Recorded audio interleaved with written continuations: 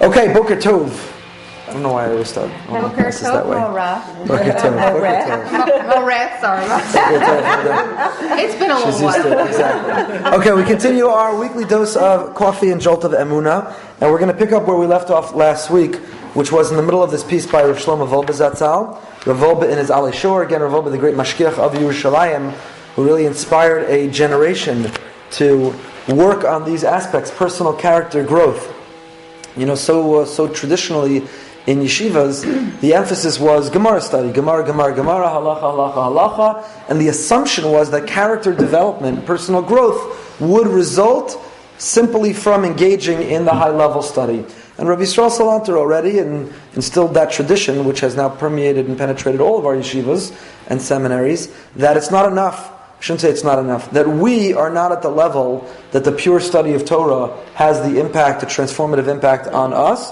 That we need to engage character development directly as a subject, as a curriculum, and to deal with it. And that's really what Rav Yisrael Salanter, the founder of the Musar movement, really contributed. And so Rav Shlomo Wolbe is one of the links in the chain of that Musar movement, who has his own fascinating background. We just concluded the people of the book last night, but maybe for next year we should do an entire series on Musar. Put that there. And Rav Wolbe would be a great one. So here Rav Wolbe is talking about Emunah and Yirah. Just to summarize what we talked about last week, and then we will continue.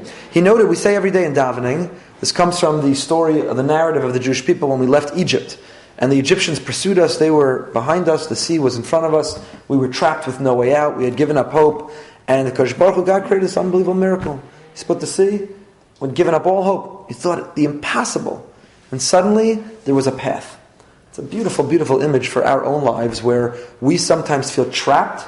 We can't imagine any way out, whether it's a failing marriage or disappointments in our children or a lack of a parnasa or hope to have a child or a sense of loss that we're going through. Whatever the case may be, we can feel absolutely trapped as if there's no way out. And somehow God performs a miracle tantamount to the splitting of the sea. All of a sudden there's a clear path that we never imagined.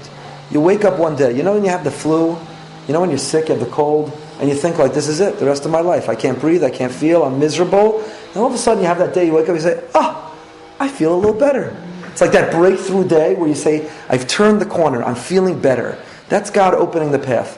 And He does so in many different ways. So anyway, when the Jewish people experience this, the Torah describes in Parshas Peshalach, the Jewish people saw the great, the strong, the mighty hand of God, what He had done. They feared, they had awe, they had reverence for God. And then they had faith in Him. And Rav Wolbe is bothered. What do you mean? They feared Hashem, then they had faith. Doesn't it work the opposite? It's counterintuitive. First you believe in God, and then you can have awe and reverence and fear of Him. But what do you mean you fear Him, and then only then do you believe Him? Don't you have to believe Him as a precursor, as a prerequisite to fearing Him? And he answers, no. He says, and he quotes from the Sefer, the Rebbe of Ozrov, Eshtas, and he says, no. First you have to understand who God is before you can have Emunah. You see, an Emunah Pshuta, to say, yeah, there's a God, He created the world, but not really know Him, and not really have a relationship with Him, and not really feel Him in your life, that you can have without awe. But we spoke about last week, and I don't want to repeat entirely, the concept of awe. We've lost that concept of awe. To us, everything's awesome, it's awesome, it's awesome, everything's awesome. And we're so great that nothing impresses us. Right? We are the generation of The generation of it's okay. We should be blown away by things. Be blown away by Steph Curry. That guy's unbelievable. Anyone other than Shani know what I'm talking about? They're blown away. There are things happening in our. There are amazing views and experiences and things that happen that should blow us away. That we shouldn't say, but we should say, truly, that's awesome. That's awesome. To feel awe, you have to be humble. If you think you are great, if you think you are so high and mighty, if you think you are so powerful, so all-knowing, then nothing's going to impress you. And in fact, arrogant people struggle with awe. Arrogant people struggle with gratitude, but arrogant people struggle with awe. Because that painting, I could do that. That sculpture, I've seen better. This restaurant, food was okay. The speaker, I could have given that speech. If you think you're all that, nothing in the world impresses you. Everything is, there's no room for awe. So to make room for God in your life, you have to be humble. Because even God's things, the Grand Canyon, I could have done it better. That sunrise, that cloud, if it were moved over a drop, the sunrise would have been improved. Oh, that coincidence, I would have orchestrated it differently. If you think you're so great, you don't even see God. So the prerequisite to seeing God in your life is the humility of saying, I am categorically different than God. He is infinite, I'm finite. He's omnipotent, I'm limited. He's all-knowing, and I know nothing. I am pathetic. Not that it's healthy to think of yourself entirely as pathetic, but at times it's good to think of yourself as pathetic. So that's what Rav Wolbe essentially answers, is that yira, to feel awe of God. Wow! He's the creator, He's engaged in my life, He's the guiding hand in my life. He's awesome, His world is awesome. The things He does, His value system, His nature, it's awesome. I feel so small. I feel so tiny next to when I think and contemplate about God. And only once I reach that realization, now I'm ready for Emunah. Now that I understand who God is and who I am in contrast, now I'm ready for a relationship. Now I'm ready to feel Him in my life. Now I'm ready to lean on Him and to have a relationship with Him. Racheli, come pull up a chair. So we continue. And that's what the Rambam, when the Rambam went through, when the Rambam, that's pretty much how it usually goes. When the Rambam goes through the mitzvah of Emunah, the Rambam counts three components of Emunah. That's this paragraph in the middle of the page. Rambam maybe b'sefer mitzvah sholosh mitzvahs be'emunah. The Rambam counts three components of Emunah. The first is ha'amanas ha'elokus, which is to believe the concept of God, that there's a first cause. Right? The first stage of Emunah is to know that the world did not come to be by accident. The world does not exist by chance. The world might be the result of a Big Bang. Right? Quote to Dr. Gerald Schroeder, it could be, but God is the source, the originator. God pressed that button that launched the Big Bang. So the first level of Emunah is to know that there is a God, and He created the world. And I don't want to spend the time now to bring all the pieces of evidence of God's existence. I would argue, and I have argued in the past, that Judaism does not assert that you can prove God's existence. But nor does Judaism assert that you can prove anything. Can you say that again? Judaism does not assert that you can prove God's existence. What Judaism believes is that there's overwhelming evidence of God's existence, and here's the key point, there is the same amount of evidence for God's existence as there is for almost any other thing that we do. Many of you are drinking coffee that I brought this morning in a box from Dunkin' Donuts. I didn't purchase it. I carried it from the office where Linda had purchased it. So, why are you drinking that coffee? How do you know there's no poison in it? How do you know that the Dunkin' Donuts people didn't poison it?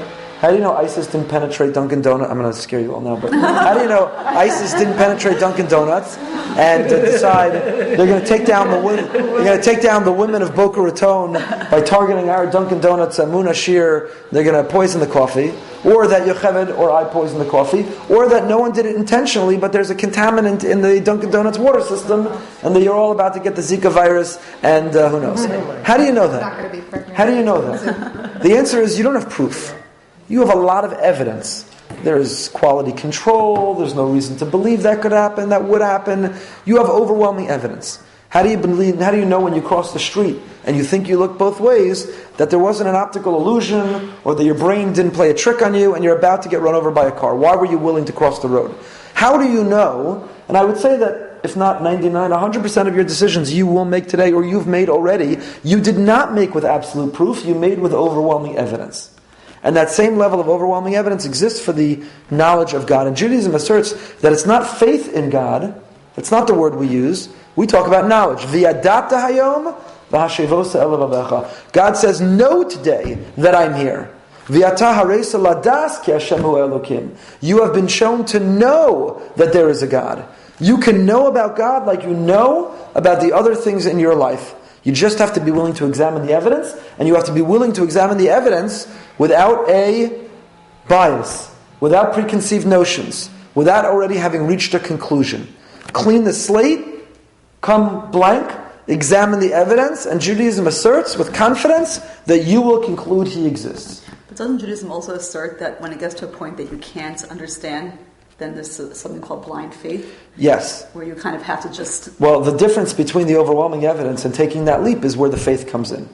But you take that leap when you drink the coffee, when you cross the street, when you take the medicine, when you drive the car. You're taking that leap all the time. Our whole lives are built around taking little leaps of faith in people that we absolutely submit ourselves to circumstances which could end our life.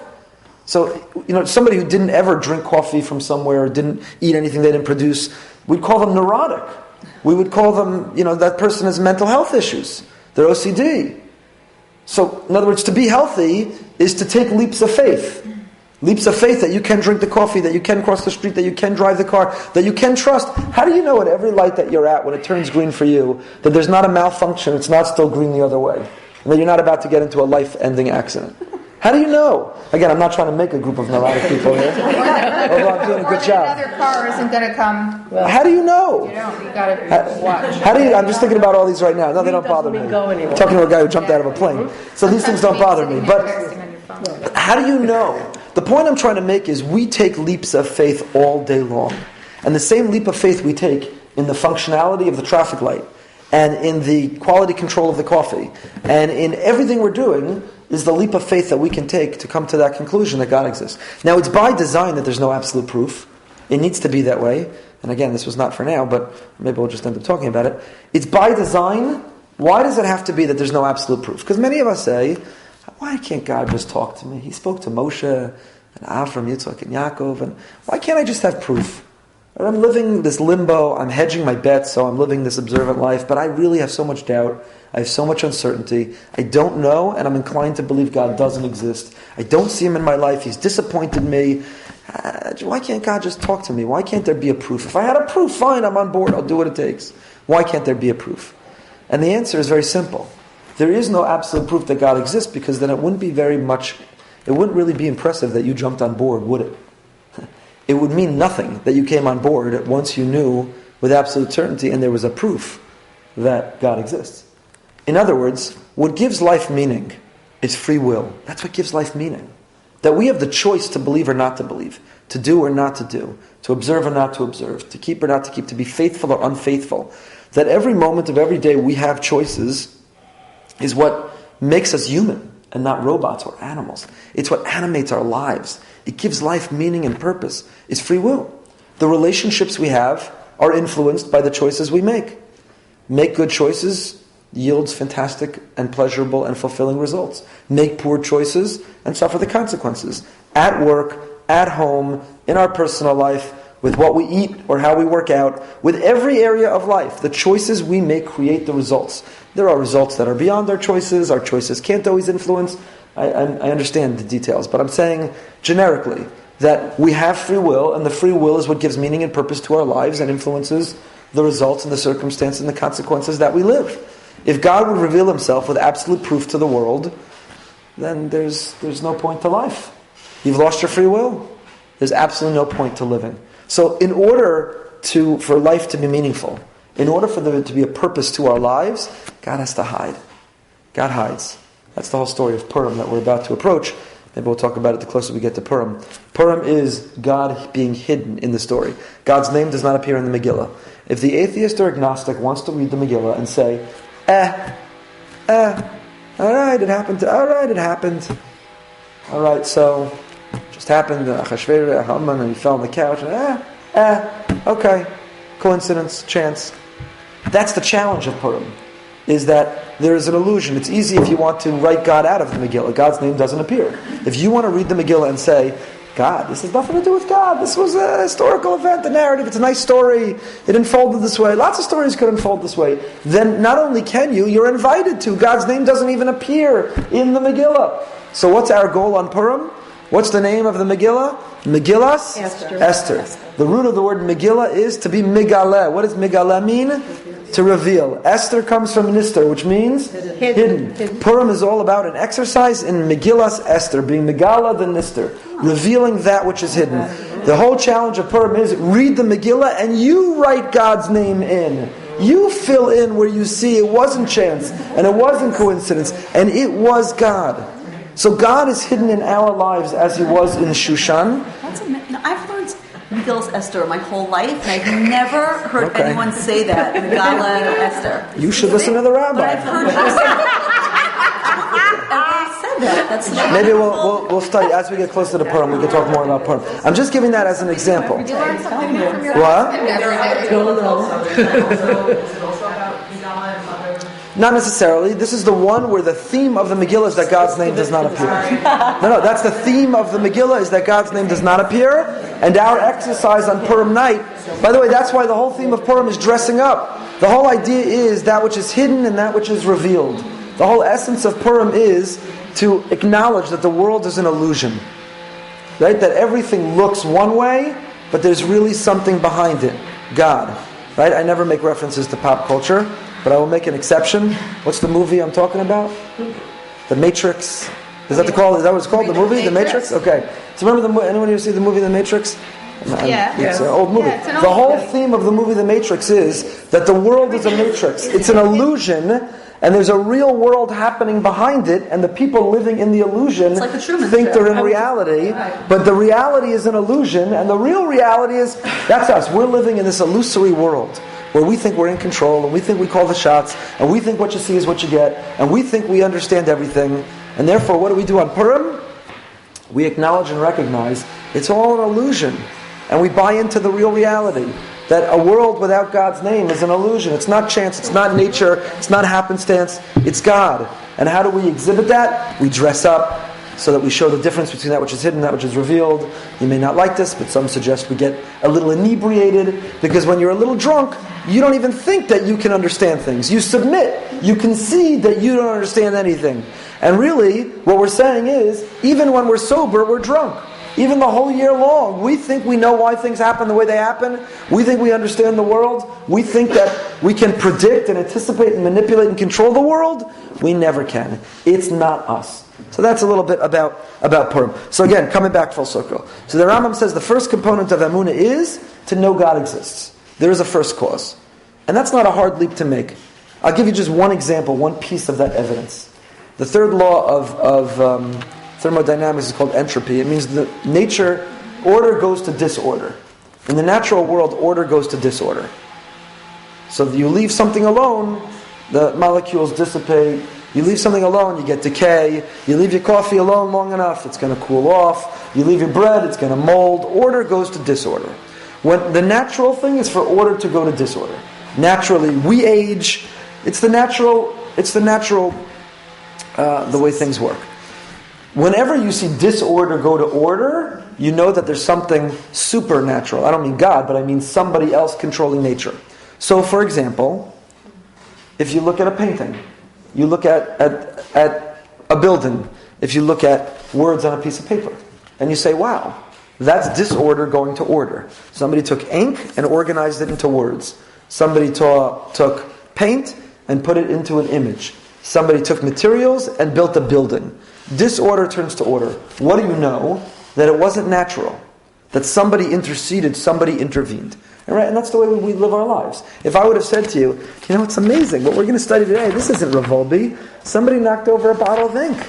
And look what happened. Mm-hmm. And let's read it because it's filled with brilliance. You'd walk right out of this room and you'd say, this guy's a moron. I'm not going to his class anymore. If I told you that this building, would you believe there was a pile of wood and a hurricane, a tornado came, and it blew all the wood, and it landed, and now you've got Freda's house on the corner. You'd say, that's crazy. Obviously, there's workers there every day, there's blueprints, they're taking the materials, and they're building. Whenever you see disorder go to order, you know that there is somebody interceding. It's true with clothing, and a watch, and light. It's true in every area. So, what are you going to tell me? That the world, which is the greatest act of disorder turning to order, do you know the intricacies and the details for the human body to function, for the human being to live? I'm not going to say Asher yet, to relax. Do you know the details and the intricacies to build a building, to write words on a paper? So there's not an intervening being? That's a simple piece of evidence for God's existence. Just apply what we know in every other area of life to the question of, does God exist? Of course He exists. This isn't all by accident or chance. It couldn't be. Every time we see disorder go to order, there's a being. The same is here true.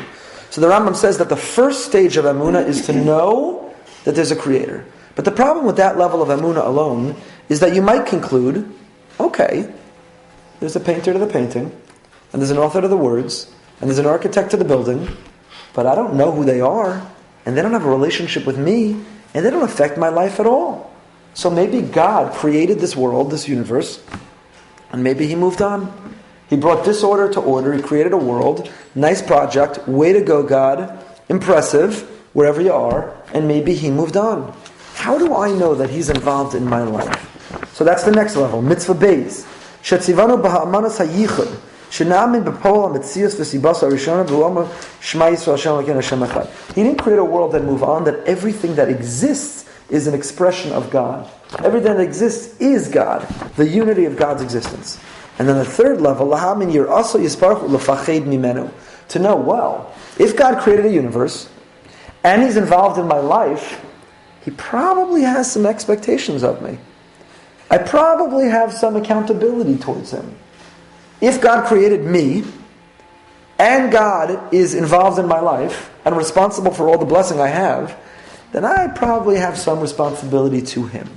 That's the third level of emunah. Is what emunah means applied. What emunah means practically for my life. So what you see again, what Rav Wolbe is trying to show again from the Rambam here is that one of the aspects, one of the levels, one of the components of emunah that the Rambam talks about is yira upachad. Is to realize that, wow, if God exists, and if He's involved in my life, and He loves me, and He's so good to me, then I owe Him. Then there are expectations He has of me. There are consequences. I'm accountable. And if I don't do the right thing, and I don't show up, then there's consequences. There's consequences to everything in life. I think that's our primary responsibility as parents. And I think it's the number one way that parents are falling short. Our responsibility as parents is to teach our children there are consequences in life. And every time we bail them out, and every time we protect them from a skim knee, and every time we give them a participation trophy, then we are denying them the lesson that life is trying to teach them, that there are consequences. And I think that's a terrible mistake. We're raising a generation of and we will see the consequences of our own mistakes in how we're raising them. That's our responsibility. And God is our parent, and He has consequences of us, of our ignoring our mission, our mandate, our purpose in existence. So the whole point that Rav Wolbe is trying to make, that I'm trying to make, is emunah and yira go together. In other words, you sometimes know people who they love God, I'm in love with God, I feel God, I'm so spiritual, I love God, God loves me, I love God, I love God. But what about some of the details of what God's asked of you, like Shabbos, kosher, this, that?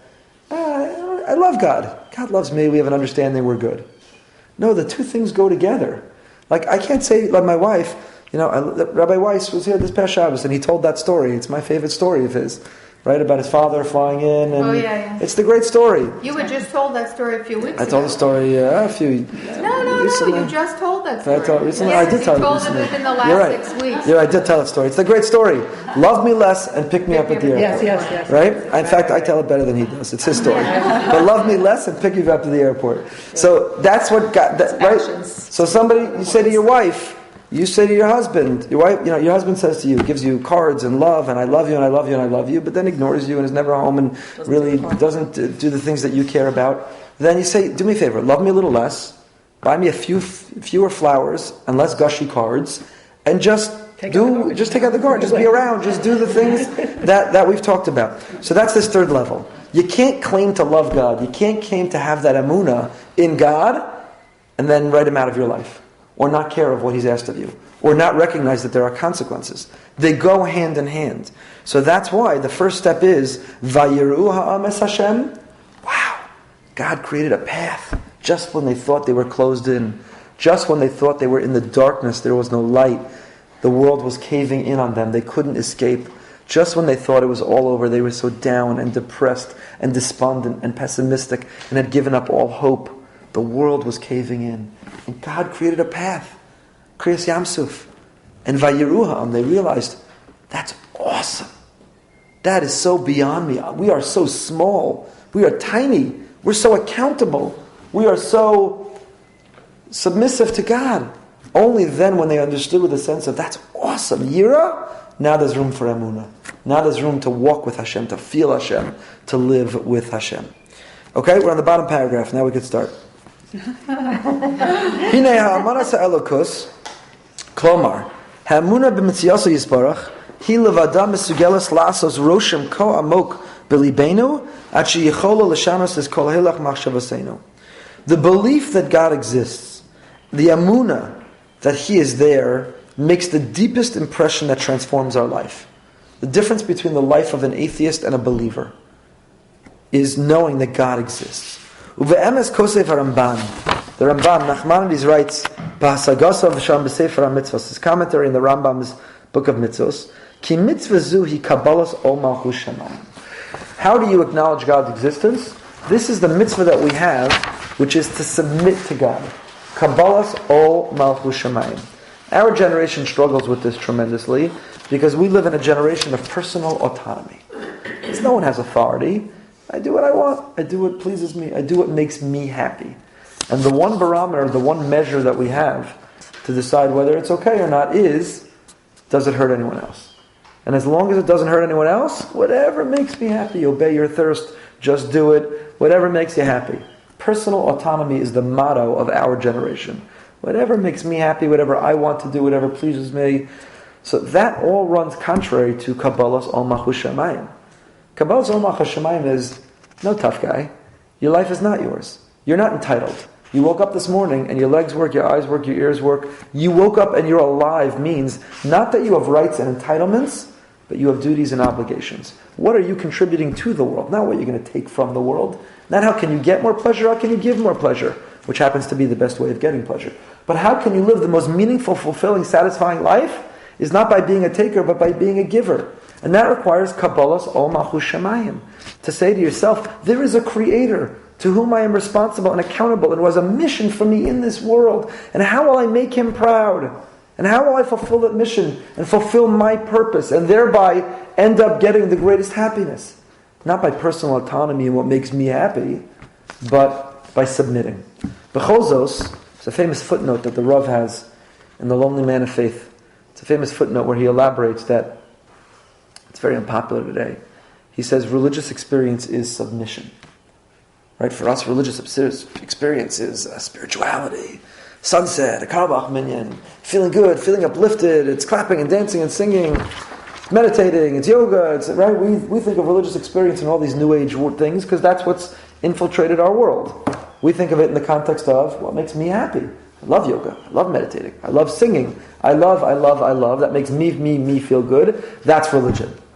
But that's not religion. At its core, Rabbi Soloveitchik writes philosophically in this famous footnote, at its core, religion is submission.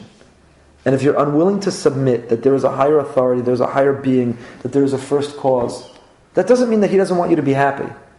When the Rav says that religion is about submission, he does not mean, it's about sacrifice and unhappiness and just serve.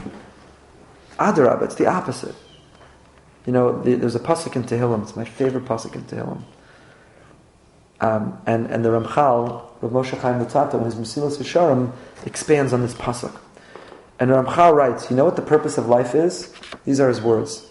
Lehis aneg al Hashem. What does the word oneg mean? Enjoy. It means pleasure. He says the purpose of life is to get high on God. Lehis aneg, to get pleasure. In other words, God did not create us to suffer and sacrifice and submit. He created us to get great pleasure. He's the most benevolent, altruistic being. He got nothing out of his creating us. Why did he create us? For us, to get the greatest pleasure. It happens to be, how do we get the greatest pleasure? Lehisaneg, to get high, not in a counterfeit, fleeting way, but to get high in the most authentic way on God. To get high by realizing that there's that which is greater than us. To get high by thinking of ourselves as small, not as big. To get high by thinking of ourselves as givers, not as takers. To get high, to think of ourselves as having a unique mission to transform the world, not as being insignificant and invisible. That's how we get high. So the reason God asks us for submission, the reason religion asks us to obey and to observe, is not so that we forfeit our happiness, but it's the actual highest way we can achieve it. It's the greatest way to have happiness. You know how you can have happiness? Shabbos. In this world of chaos and noise, in this world of addiction and connection, we have Shabbos. Dr. Ruth spoke a few weeks ago. I won't do my imitation. But the gift of Shabbos. How it. fortunate we are to have the gift of Shabbos, the quiet and the space and the communication of Shabbos, right? When I asked her, what would you say is the greatest component of love and marriage? What do you need? And she said, you need to disconnect. And then she said, you're all so lucky and blessed. You have Shabbos. She has Shabbos. We have Shabbos. Shabbos is not punitive. Ask a kid, they'll say it's punitive. It's restrictive. I can't go here, I can't go here, I can't do this, I can't do this. You're trying to torture me. Let them get a little older, and we sometimes need to mature and realize that it's not restrictive and it's punitive. It is the most liberating thing in the world. It is so liberating. It's unbelievable. I was just having a conversation with someone this week who is so inspiring to me. They've changed their life. A young family in our community who in the last couple of years alone has switched their kids to day school and has moved on to the circle and has taken on greater observance and had to downsize the quality of their life physically, materially, in order to achieve that. And I said, what's it like? How do your kids feel? Is it harder because you're in a smaller house and you're in this? And he said, are you kidding me? Shabbos comes and I don't see my children. They are out and they're friends, and when their Shabbos meals, we're finally talking to each other because those stupid phones are away, and when Shabbos afternoon, they are running around and they're actually experiencing friendships rather than just texting or FaceTiming or Snapchatting or taking selfies of themselves all week long. He's like, this is the greatest thing. Who cares about the smaller house? And so we think it's restrictive and punitive and it restrains us and it punishes us.